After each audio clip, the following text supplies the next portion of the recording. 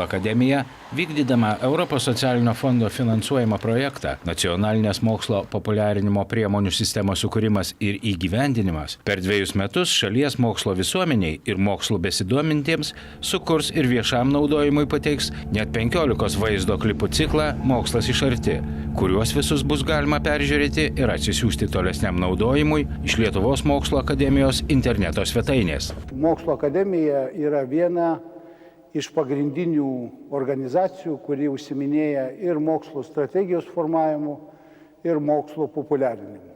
Tai kaip vieną iš pavyzdžių norėčiau paminėti tas laidas, kurias Mokslo akademija vysto, populiarinant įžymius mokslininkus, tokius, kurie yra gavę Lietuvos mokslo premijas.